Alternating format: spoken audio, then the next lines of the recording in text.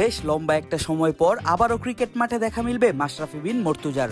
তবে বাংলাদেশের কোনো দলের হয়ে নয়, মাশরাফি খেলবেন সুদূর আমেরিকায়। শুরু হচ্ছে আমেরিকার ফ্র্যাঞ্চাইজি ভিত্তিক টি10 league US masters টি10 tournament.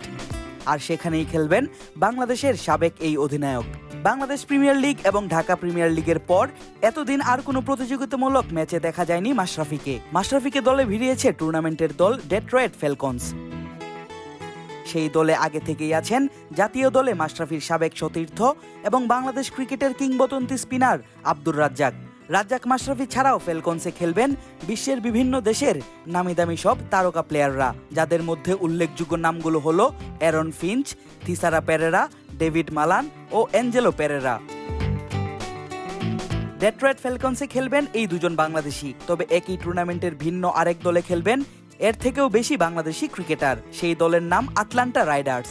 9 September ভোরেই ড্রাফট থেকে দলে জায়গা পেয়েছেন বাংলাদেশের wicket keeper batter Nurul Hasan Sohan. এবার সোহানের সাথে যোগ দিলেন তার আরও দুই সতীর্থ। তাদের একজন কামরুল ইসলাম রাব্বি, অন্যজন আরাফাত সানি। জাতীয় দলে থাকা তাদের সতীর্থরা যখন নিজেদের প্রস্তুত করছেন ভারতের বিপক্ষে সিরিজের জন্য, তখন জাতীয় দলে জায়গা পাওয়া নিয়ে শঙ্কায় থাকা এবং দীর্ঘদিন দলের বাইরে থাকা প্লেয়াররা নিজেদের সময় নষ্ট না করে খেলবেন আমেরিকার টি10 লিগে। একমাত্র ওয়ালটন এসি দিচ্ছে 1 বছরের রিপ্লেসমেন্ট গ্যারান্টি এবং কম্প্রেসারের 10 বছরের গ্যারান্টি।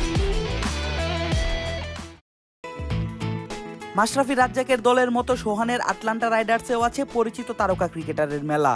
রাব্বি সানিদের দলে আছেন শোয়েব মালিক, রাভি বুপারা, সামিত পেটেল, মোহাম্মদ আজম ও মোহাম্মদ ইরফান। বাকি দলগুলোতেও রয়েছেন অস্ট্রেলিয়া, ইংল্যান্ড, ভারত, পাকিস্তানের অনেক সাবেক এবং বর্তমান ক্রিকেটার।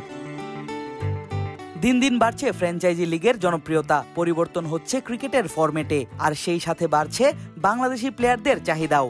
সেই দৌড়ে যে শুধু বর্তমানে ফর্মে থাকা প্লেয়াররাই দল পাচ্ছেন এমনটা নয়, সাবেকরাও পাচ্ছেন যথেষ্ট কদর। আদিব আশরাফ, ক্রিক ফ্রেঞ্জি।